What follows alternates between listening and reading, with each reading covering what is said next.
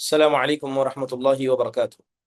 الحمد لله رب العالمين، والصلاة والسلام على سيد الأنبياء والمرسلين نبينا محمد وعلى آله وصحبه أجمعين، أما بعد. يقول الله سبحانه وتعالى: واذكر في الكتاب مريم إذ انتبذت من أهلها مكانا شرقيا فاتخذت من دونهم حجابا فأرسلنا إليها روحنا فتمثل لها بشرا سويا قالت إني أعوذ بالرحمن منك إن كنت تقيا قال إنما أنا رسول ربك لأهب لك غلاما زكيا. محترم و معزز حاضرین و حاضرات، الحمدللہ اللہ کے فضل و کرم سے عقیدے کی کلاسز روا دواں ہیں۔ ما قبل کلاسز میں فرشتوں پر ایمان کا دوسرا حصہ بیان کیا گیا تھا، جس کے اندر ان صفات کا تذکرہ کیا گیا جو صفات فرشتوں کے اندر جسمانی اعتبار سے موجود ہیں۔ اس کے اندر بتایا گیا کہ کس مادے سے فرشتے پیدا کیے گئے ہیں، کیا فرشتے خوبصورت ہوتے ہیں۔ انشاءاللہ تعالی آج کے درس میں اس کے بقیہ حصے کو، فرشتوں کے جسمانی صفات کا تذکرہ آپ کے سامنے باذن اللہ تعالی کیا جائے گا۔ بات اگر فرشتوں کی جسمانی صفات کی جائے تو یہ بات ہم سب جانتے ہیں کہ اللہ تبارک و تعالیٰ نے فرشتوں کو مختلف شکلیں اختیار کرنے کی طاقت دے رکھی ہے، یعنی وہ جس کی چاہے اس کی شکل اختیار کر سکتے ہیں۔ اللہ تعالیٰ نے اتنی قدرت و صلاحیت انہیں عطا کی ہے۔ ابو العباس القرطبی رحمہ اللہ بیان کرتے ہیں، کیا کہتے ہیں؟ ان کی کتاب المفہم کے اندر کہتے ہیں کہ اللہ تبارک و تعالیٰ نے فرشتوں کو اس بات کی طاقت دے رکھی ہے کہ وہ جس کی چاہے شکل اختیار کریں، اور خصوصی طور پر اللہ تبارک و تعالیٰ نے انہیں یہ طاقت عطا کر رکھی ہے۔ بلکہ ابن حجر رحمہ اللہ فرماتے ہیں کہ فرشتوں کے جسم بڑے لطیف ہے، جس طرح ہوا کا جسم ہوتا ہے جو بڑا باریک اور لطیف ہوتا ہے، ہوا جس سمت میں چاہے اپنے آپ کو موڑ سکتی ہے، جدھر چاہے ادھر جا اور آ سکتی ہے، ایسے ہی فرشتوں کے جسم بڑے لطیف ہوتے ہیں، بڑے باریک ہوتے ہیں، لہذا یہ چیز انہیں مختلف کیا ہے شکلوں کو اختیار کرنے کی طاقت عطا کرتی ہے۔ چلیے قرآن میں دیکھتے ہیں کیا فرشتوں نے کن کن کی شکلوں کو اختیار کیا تھا۔ ابھی میں نے آپ کے سامنے سورہ مریم کی آیت نمبر 16 سے 19 پڑھی، اس کے اندر اللہ تبارک و تعالیٰ نے اپنے مقرب بندے حضرت جبرائیل علیہ السلام کا تذکرہ کیا۔ اور تذکرہ کیا ہے کہ جب وہ حضرت مریم علیہ السلام کے پاس آئے، وہ حضرت مریم جنہوں نے اپنے آپ کو ایک کمرے میں، ایک گھر کے سمت میں صرف اللہ کی عبادت کی خاطر قید کر لیا تھا، جب ان کے پاس جبرائیل علیہ السلام آتے ہیں، وہ انسانی شکل اختیار کر کے آتے ہیں۔ اس کا تذکرہ اللہ کہتے ہوئے کہتا ہے وَاذْكُرْ فِي الْكِتَابِ مریم، کہ ذکر کریں ہم کتاب کے اندر حضرت مریم علیہ السلام کا، جب انہوں نے اپنے گھر والوں کو چھوڑ کر مشرق کا حصہ اپنے لیے اپنا دیا تھا، انہوں نے لوگوں سے اپنے درمیان حجاب کو رکھ لیا تھا، تو ہم نے ہماری جانب سے ایک مکمل انسان کی شکل میں ہماری روح کو بھیجا۔ جیسے ہی حضرت مریم علیہ السلام نے اس انسان کو اپنے کمرے میں پایا، قالت انی اعوذ بالرحمن منک ان کنت تقیا، تو حضرت مریم کہتی ہیں کہ میں اللہ سے تمہاری پناہ مانگتی ہوں اگر تم متقی ہو، اللہ سے ڈرنے والے ہو۔ تو حضرت جبرائیل علیہ السلام جواب دیتے ہوئے کہتے ہیں قال انما انا رسول ربک لاہب لک غلاما زکیا، حضرت جبرائیل نے کہا کہ میں تو تیرے رب کی جانب سے آنے والا ایک پیغمبر ہوں تاکہ تجھے ایک پاک بچہ میں عطا کر سکوں۔ تو آپ تصور کریں کہ اللہ تعالیٰ نے قرآن میں جن الفاظ کا استعمال کیا، فَتَمَثَّلَ لَهَا بَشَرًا سَوِيًّا، کہ انہوں نے ایک مکمل انسانی مرد کی شکل اختیار کی تھی۔ اسی طرح دوسری مثال اگر آپ قرآن میں دیکھیں تو سورہ ہود کے اندر اللہ نے تذکرہ کیا، کس کا تذکرہ کیا؟ حضرت ابراہیم علیہ السلام کا تذکرہ کیا، کہ جب حضرت لوط علیہ السلام کی قوم پر اللہ نے عذاب کا فیصلہ کر دیا اور عذاب کے فرشتے زمین پر آئے، تو وہ قوم لوط کے پاس جانے سے پہلے حضرت ابراہیم کے پاس گئے، اور حضرت ابراہیم ان کو جانتے نہیں تھے کہ یہ اللہ کے فرشتے ہیں۔ اللہ تعالیٰ نے اس کی منظر کشی کرتے ہوئے کہا وَلَقَدْ جَاءَتْ رُسُلُنَا وَلَقَدْ جَاءَتْ رُسُلُنَا إِبْرَاهِيمَ بِالْبُشْرَىٰ قَالُوا سَلَامًا کہ بڑی خوشخبری لے کر ہمارے پیغمبر ابراہیم کے پاس آئے اور آ کر انہوں نے سلام کہا تو حضرت ابراہیم نے سلام کا جواب دیا. فَمَا لَبِثَ أَن جَاءَ بِعِجْلٍ حَنِيذٍ حضرت ابراہیم ان کے گھر میں آتے ہی گئے اور ان کے سامنے بچڑے کو ذبح کر کے لے آئے.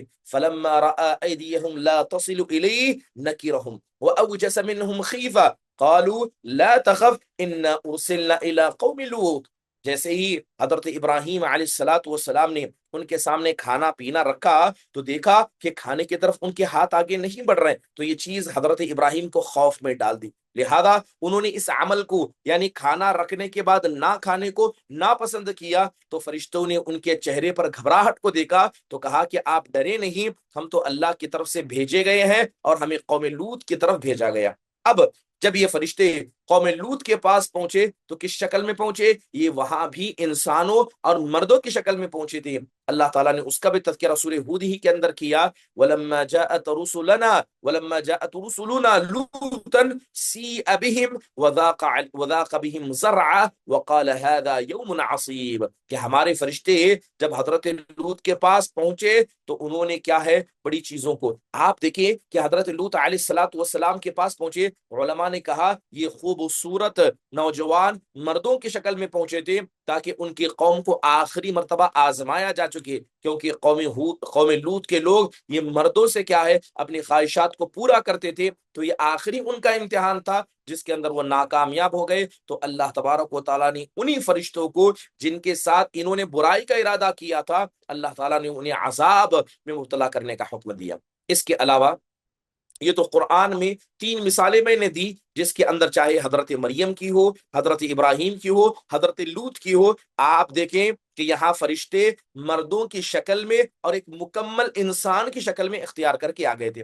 جنابی محمد الرسول اللہ صلی اللہ علیہ وسلم پر وحی اترتی تھی تو اکثر حضرت جبرائیل علیہ الصلوۃ والسلام جب وحی کو لے کر آتے تھے تو وہ ایک صحابی دحیہ بن خلیفہ الکلبی رضی اللہ عنہ کی شکل میں آتی، بسا اوقات ایک اعرابی یعنی اجنبی کے شکل میں آتی، بسا اوقات اپنی اصلی شکل میں، جیسے کہ حدیثوں کے اندر آیا ہے کہ حضرت جبرائیل علیہ الصلوۃ والسلام کو اللہ کے نبی نے 2 مرتبہ ان کی مکمل اصلی شکل میں دیکھا تھا. مشرق و مغرب میں ان کے پیر ان کے پر پھیلے ہوئے تھے اور اللہ نے ان کو 600 پر عطا کیے تھے. تو حضرت جبرائیل کو آپ نے ان کی اصلی شکل میں دیکھا. محترم حاضرین، اب دیکھیں کہ جب اتنی بات ہم کو سمجھ میں آ گئی کہ فرشتے اس بات کی طاقت رکھتے ہیں، اللہ تعالیٰ نے ان کو اتنی طاقت دے رکھی ہے کہ وہ خوبصورت مردوں کی شکل اختیار کر سکتے ہیں، یہ کام حقیقت میں اللہ تبارک و تعالیٰ کے فضل سے ان کو عطا کیا گیا. محترم حاضرین، صحابہ اکرام رضوان اللہ علیہم مجمعین نے بھی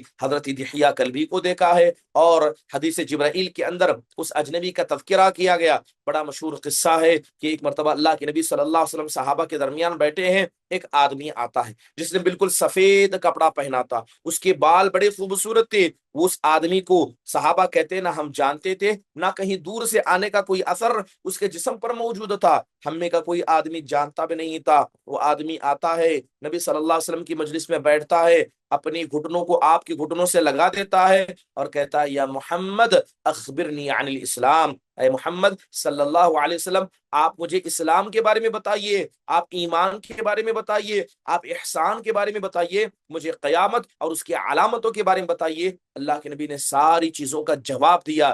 جب وہ آدمی لوٹ کر چلا گیا تو حضرت عمر سے آپ نے پوچھا اے عمر کیا تم کو بتائیے پوچھنے والا کون تھا، یہ کون آدمی تھا؟ کہا کہ اللہ اس کے رسول بہتر جانتے. تب اللہ کے نبی نے کہا یہ حضرت جبرائیل علیہ الصلوۃ والسلام، یہ حضرت جبرائیل علیہ الصلوۃ والسلام آئے تھے تاکہ تم کو تمہارا دین سکھا سکے، تم کو تمہارا دین سکھا سکے. اس کے علاوہ وہ حضرت ابو سعید الخدری رضی اللہ عنہ کی حدیث جس کے اندر 99 قتل کرنے والے کا تذکرہ کیا گیا کہ جب وہ توبہ کرنے کے لیے نکلا اور اس زمین کے زیادہ قریب ہوا جو توبہ والی زمین تھی تو فرشتے زمین پر آئے تھے اور انسانوں کی شکل میں آ کر انہوں نے زمین کو ناپا تھا.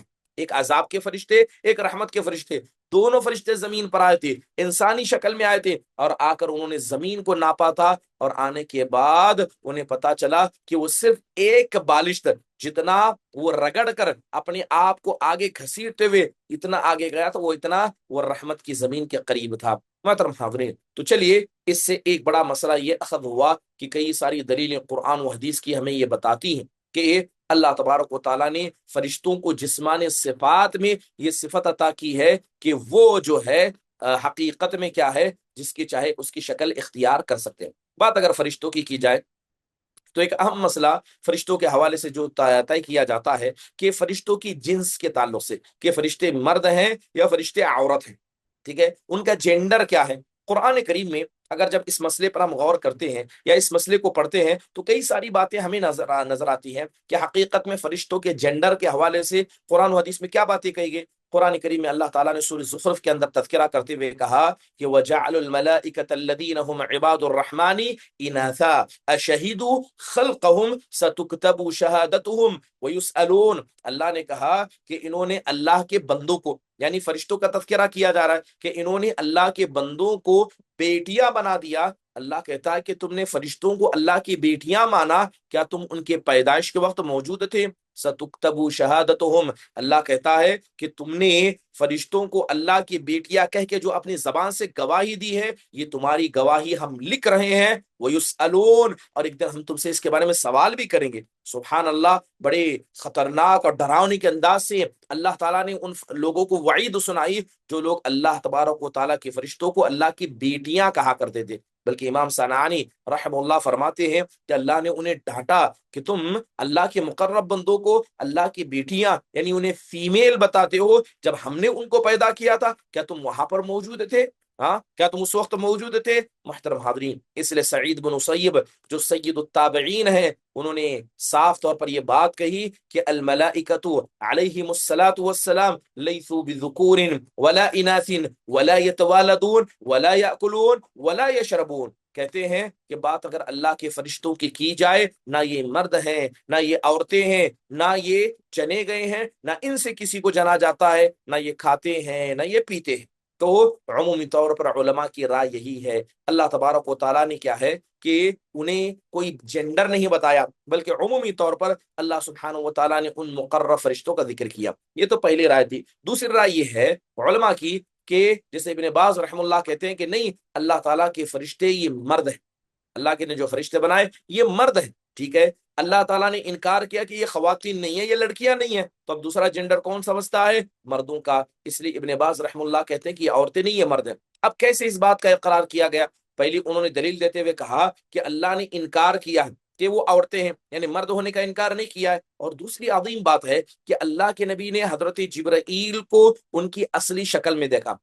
کس حالت میں تھے؟ وہ مرد کی شکل میں تھے۔ اس کے علاوہ جتنے فرشتے، جیسے میں نے ذکر کیا، حضرت ابراہیم کے پاس فرشتے آئے، ٹھیک ہے، حضرت لوط کے پاس فرشتے آئے، اس کے علاوہ حضرت مریم کے پاس بھی حضرت جبرائیل آئے، تو وہ کس کی شکل میں آئے تھے؟ وہ ایک مرد کی شکل میں آئے تھے۔ تو اسی بنیاد پر ابن باز رحم اللہ کہتے ہیں کہ اللہ کے نبی کے پاس حضرت دحیہ کلبی کی شکل میں آنا، اعرابی کی شکل میں آنا، انبیاء کے پاس آنا، سارے کے سارے فرشتے مردوں ہی کی شکل میں آئے تھے۔ اس لیے انہوں نے یعنی ابن باز رحم اللہ نے اللہ کے فرشتوں کو مرد قرار دیا۔ لیکن اہم مسئلہ یہ ہے کہ اگر کسی انسان کو پتہ بھی چل جائے کہ اللہ کے فرشتے مرد ہیں اور نہیں ہیں، کچھ بھی پتہ چل جائے، اس سے ہمارے ایمان کو فرق پڑنے والا نہیں۔ اس لیے علماء نے کہا کہ اس مسئلے میں گفتگو نہ کی جائے، بس اتنا مانا جائے کہ اللہ کے فرشتے اللہ کی بیٹیاں نعوذ باللہ نہیں ہیں، یہ فیمیل نہیں ہے، اتنا ہم مانیں گے، بقیہ اس کے علم کو اللہ کے حوالے چھوڑ دیا جائے گا۔ محترم حاضرین، یہ فرشتوں کی جسمانی صفات کا ایک حصہ تھا۔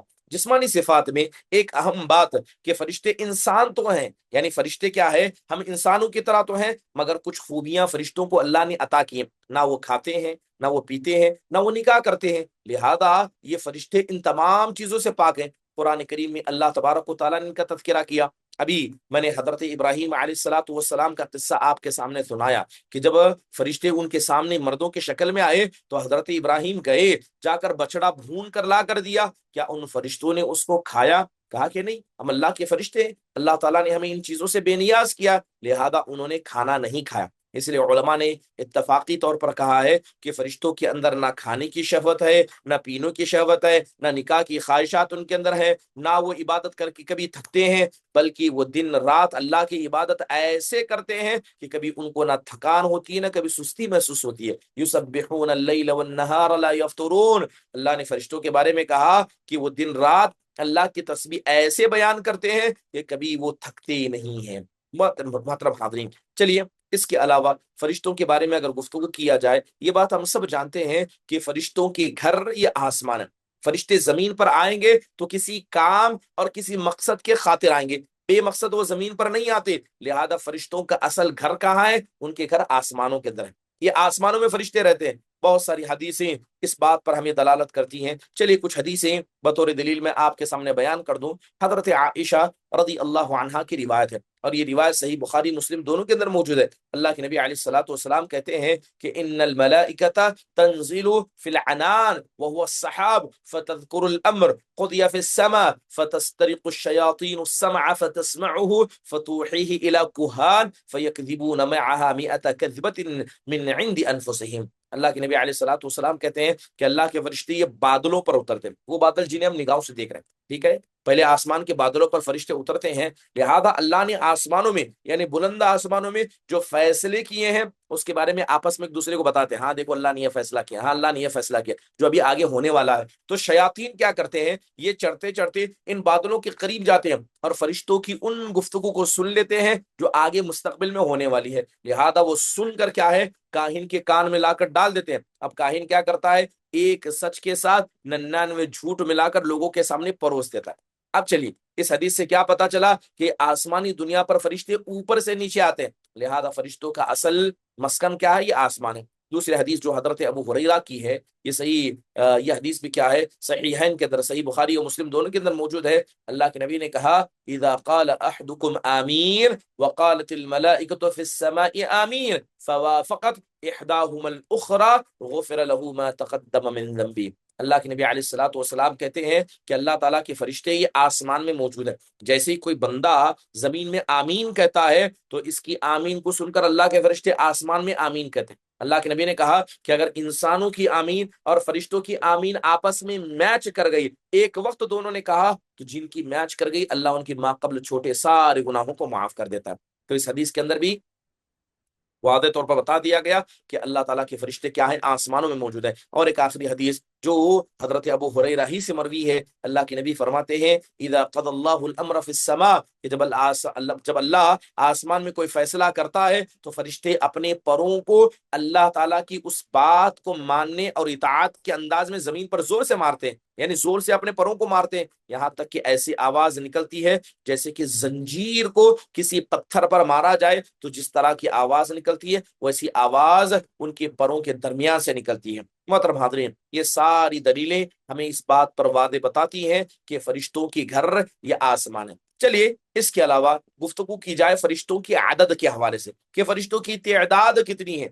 اس بات پر تمام اہل السنہ والجماعہ کا اتفاق ہے کہ فرشتوں کی عدد یہ صرف اللہ ہی جانتا ہے کہ اصل ان کی تعداد کتنا ہے، ان کی کوانٹٹی کتنی ہے، کیونکہ اللہ نے قرآن میں جگہ بجگہ ان کا ذکر کیا ہے کہ اللہ کے فرشتے کتنے ہیں۔ مثال کے طور پر قرآن میں سورہ مدثر آیت نمبر 31 میں اللہ فرماتا ہے وَمَا يَعْلَمُ جُنُودَ رَبِّكَ إِلَّا هُوَ، کہ تمہارے رب کا لشکر کتنا ہے یہ تمہارا رب جانتا ہے، تمہارا رب کا لشکر کتنا ہے یہ صرف تمہارا رب جانتا ہے۔ تو اس سے پتہ یہ چلا کہ جس لشکر کا تذکرہ یہاں پر کیا گیا ہے وہ اللہ تبارک و تعالیٰ کے فرشتے۔ کچھ مثالیں ہمیں دی گئی، کچھ مثالیں ہمیں بتائی گئی جس سے ہم ایک اندازہ لگا سکتے ہیں کہ فرشتے کتنے زیادہ موجود ہیں۔ ایک حدیث ہے کہ جب حضرت جبرائیل علیہ الصلوۃ والسلام سے اللہ کے نبی نے بیت معمور کے بارے میں پوچھا تو بیت معمور کے بارے میں حضرت جبرائیل نے کہا کہ هذا البيت المعمور يصلي فيه كل يوم 70,000 ملك اذا خرجوا لم يعودوا اليه آخر ما عليهم۔ اللہ کے نبی علیہ الصلوۃ والسلام کے سوال پر حضرت جبرائیل نے کہا یہ بیت معمور ایسی جگہ ہے جہاں پر روزانہ 70,000 فرشتے نماز پڑھتے ہیں۔ بعض روایتوں میں طواف کرنے کا ذکر ہے اور اس روایت کے اندر نماز پڑھنے کا ذکر ہے کہ 70,000 فرشتے روزانہ وہاں پر طواف کرتے ہیں اور اس روایت کے مطابق نماز پڑھتے ہیں، اور ایک فرشتہ جو ایک بار آ کر پڑھ کر چلا جائے قیامت تک دوبارہ اس کی باری نہیں آ سکتے۔ قیامت تک اس کی دوبارہ باری نہیں آ سکتی۔ سبحان اللہ، کتنا عرصہ ہوا اللہ نے آسمان و زمین کو پیدا کر کے، ہمیں نہیں پتا۔ اور اس اعتبار سے یعنی تب سے لے کر قیامت آنے تک کتنے دن ہوں گے ہمیں نہیں پتا۔ روزانہ اگر 70,000 فرشتے بیت معمور کا طواف کرتے ہیں وہ نماز پڑھتے ہیں، تو آپ ایک موٹا موٹا تصور کر سکتے ہیں کہ ان اللہ تبارک و تعالیٰ کی بندوں کی تعداد کتنی ہوگی۔ سبحان اللہ۔ بعض علماء نے بعض اور حدیثوں سے روایت کیا، جیسے عبداللہ بن مسعود رضی اللہ عنہ کی روایت ہے، اللہ کے نبی نے کہا کہ یؤتی بجہنم یومئذ لہا 70,000 زمام۔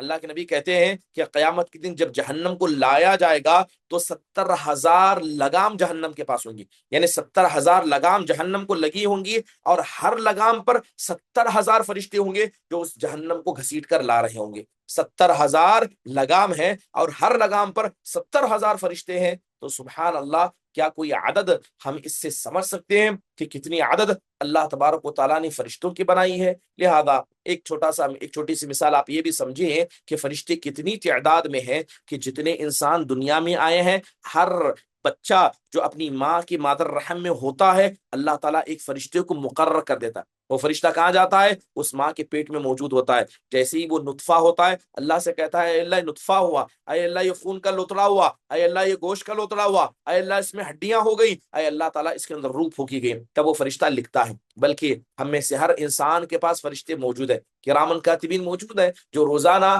ہمارے حالات کو اور ہماری معاملات کو دکھ رہے ہیں۔ انسانوں کی حفاظت کے لیے فرشتے مقرر کر رکھے۔ بہرحال اتنا تو ہمیں سمجھ میں آ گیا کہ فرشتوں کی تعداد یہ لا تعداد ہے، جن کی تعداد کے بارے میں صرف ان کا خالق ہی جانتا ہے۔ لیکن اتنا تو ہمیں سمجھ میں آ گیا کہ فرشتوں کی تعداد بہت ہی زیادہ ہے، اتنی زیادہ ہے جس کا گمان اور تصور بھی ہم نہیں کر سکتے۔ چلیے، ایک اہم مسئلہ جس کی طرف ہم گفتگو کرتے ہیں وہ یہ ہے، کیا فرشتے بھی مرتے ہیں؟ کیا فرشتوں کو بھی موت واقع ہوتی ہے؟ جی ہاں، اہل السنہ والجماعہ کی بات کی جائے تو تمام اہل السنہ والجماعہ کا اس پر اتفاق ہے کہ جو زندہ ہے، اللہ نے ہر زندے پر موت کو لکھ دیا ہے۔ اگر کوئی ذات باقی رہنے والی ہے، وہ اکیلے اللہ سبحانہ و تعالیٰ کی ذات ہے، اکیلے اللہ سبحانہ و تعالیٰ کی ذات ہے جو باقی رہے گی، ورنہ اللہ کے علاوہ جو بھی زندہ ہے سب پر موت ہے۔ اس اعتبار سے فرشتے بھی زندہ ہیں، تو اللہ نے فرشتوں پر بھی موت کو لکھ دیا۔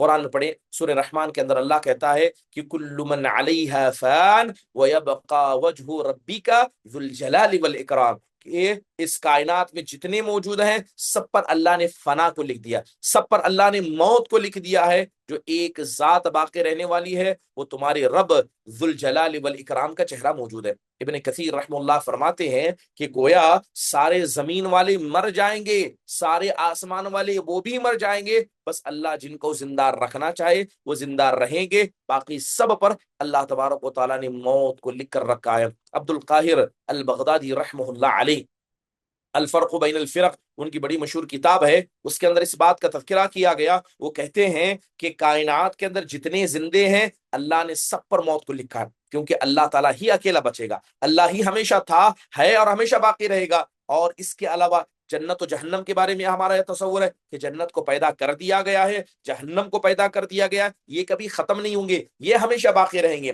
تو لہذا ان کے علاوہ جتنی چیزیں ہیں جس کے اندر فرشتے بھی آتے ہیں، لہذا فرشتوں پر بھی اللہ نے موت کو لکھ دیا۔ علامہ ابن تیمیہ رحمہ اللہ سے سوال پوچھا گیا تھا، کیا سب انسان مر جائیں گے تو کیا اللہ کے فرشتے بھی مر جائیں گے؟ کہا کہ ہاں، جب سب پر اللہ تعالیٰ نے موت کو لکھا ہے تو فرشتوں پر بھی اللہ تعالیٰ نے موت کو لکھا ہے۔ اور یہ عقیدہ صرف ہمارا نہیں، یہود بھی اسی بات کو مانتے ہیں، نصارہ بھی اس بات کو مانتے ہیں کہ اللہ تبارک و تعالیٰ نے سب پر، انسانوں پر، جنات پر، فرشتوں پر، یعنی ہر زندے پر اللہ نے موت کو لکھا ہے۔ اب سوال یہ ہے کہ فرشتے کب مریں گے؟ کیا ایسا ہے انسانوں کی طرح کہ انسان آیا 60 سال کے بعد مر جاتا ہے، پھر اس کے بعد دوسرا انسان آئے گا؟ کیا ایسا فرشتوں کا مسئلہ ہے؟ کب انتقال ہوگا؟ امام سیوطی رحمہ اللہ سے سوال پوچھا گیا تھا، الحبائق فی اخبار الملائک، جب اس میں پوچھا گیا تو انہوں نے کہا کہ جب سور پھونکا جائے گا، جب پہلا سور پھونکا جائے گا اس وقت سارے فرشتے بھی مر جائیں گے، سارے فرشتے مر جائیں گے، صرف ان فرشتوں کو بقائے جن کو اللہ باقی رکھنا چاہے، ورنہ انسانوں کے ساتھ، جنات کے ساتھ سور پھونکتے سارے فرشتے بھی مر جائیں گے۔ جب دوبارہ سور پھونکا جائے گا تو جس طرح انسان جی اٹھیں گے فرشتے بھی جی اٹھیں گے۔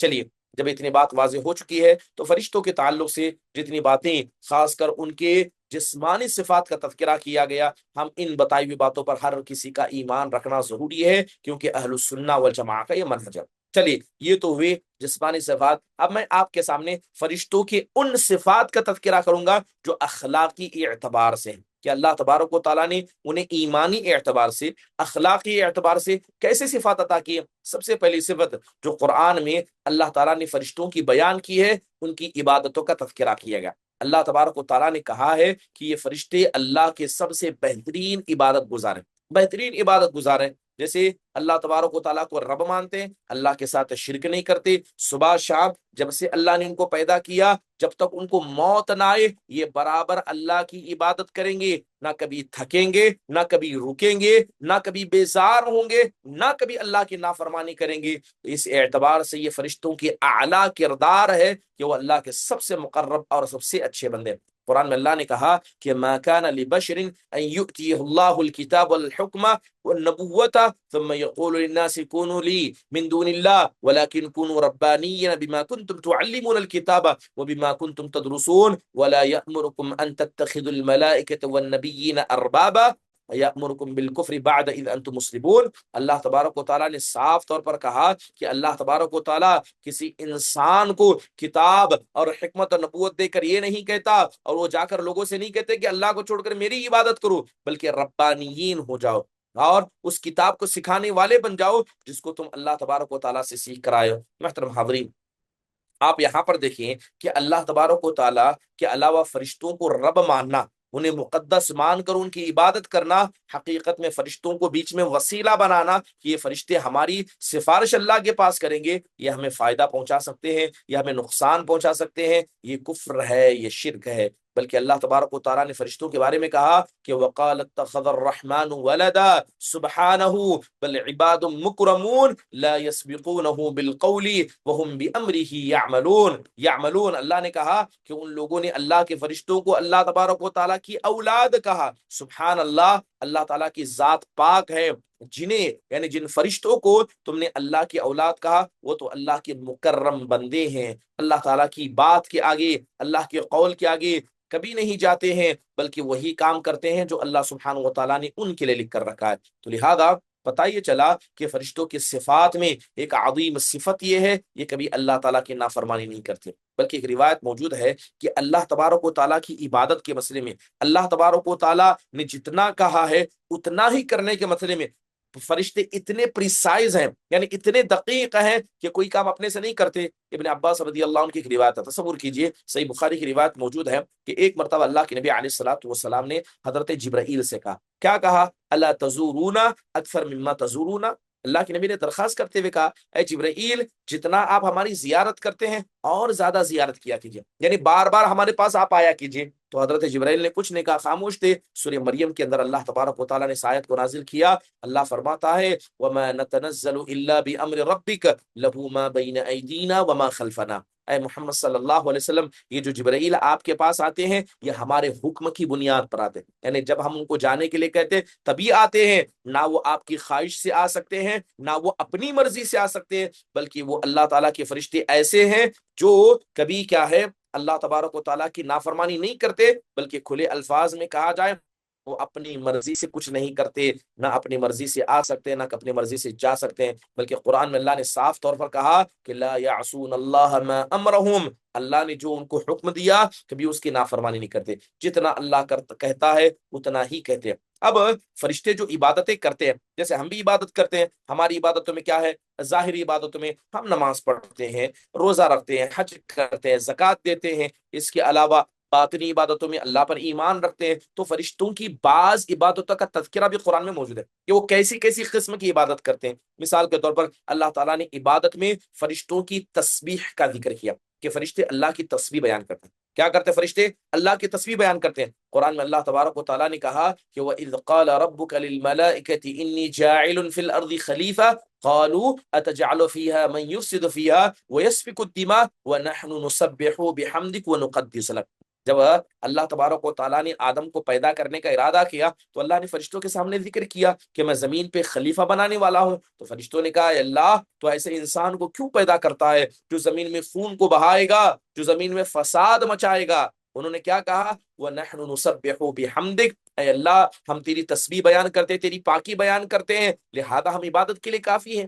محترم حاضرین، تو اس آیت میں فرشتوں نے تسبیح کا ذکر کیا، بلکہ ایک جگہ اللہ تبارک و تعالیٰ نے ان فرشتوں کا تذکرہ کیا جو اللہ کے عرش کو اٹھا کر ہے. اللہ نے کہا الذین یحملون العرش ومن حولہ یسبحون بحمد ربی، کہ جو فرشتے جنہوں نے اللہ کے عرش کو اٹھا کر رکھا ہے وہ اللہ تبارک و تعالیٰ کے عرش کی ارد گرد ہیں، وہ ارد گرد رہ کر اللہ تعالیٰ کی حمد بیان کرتے ہیں، اس کی تسبیح بیان کرتے ہیں. ایک جگہ اللہ نے کہا فرشتوں کے بارے میں کہا والملائکۃ یسبحون بحمد ربہم، کہ فرشتے اللہ کی تسبیح بیان کرتے ہیں. تو اس سے یہ پتا چلا کہ فرشتے سبحان اللہ یہ اللہ عبادت میں اللہ کی تسبیح بیان کرتے ہیں. اس کے علاوہ فرشتوں میں کچھ فرشتوں کو اللہ نے چن لیا ہے. کس لیے چن لیا ہے؟ کچھ خاص کاموں کے لیے. ایک تو ہر فرشتہ تسبیح بیان کرتا ہے کچھ کام کے لیے، مثال کے طور پر آسمان میں صف باندھنا، آسمان میں صف باندھنا، جیسے اللہ نے قرآن میں کہا وَإِنَّا لَنَحْنُ الصَّافُّونَ، کہ ہم ہی آسمان میں صف بنانے والے ہیں. تو اللہ کی عبادت میں یہ صف بنا کر کھڑے ہوتے ہیں، یہ بھی ان کی عبادت کا طریقہ ہے.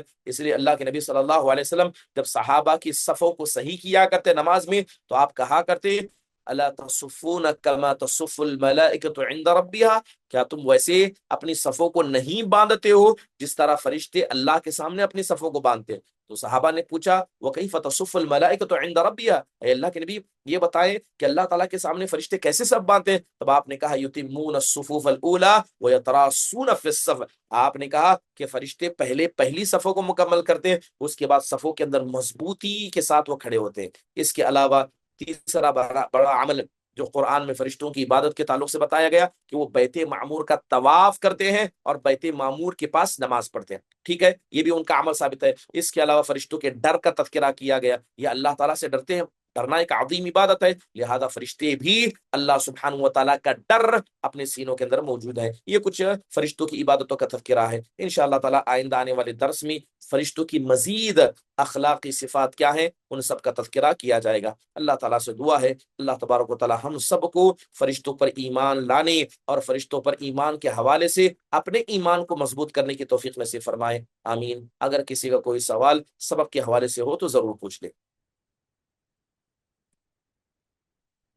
چلیے ٹھیک ہے، جب سوال کسی کا نہیں ہے تو ختم مجلس کی دعا پڑھیے. انشاءاللہ تعالیٰ بقیہ باتیں آئندہ درس کے اندر ذکر کی جائیں گی. سبحانک اللہم و بحمدک اشہد ان لا الہ الا انت استغفرک و اتوب الیک.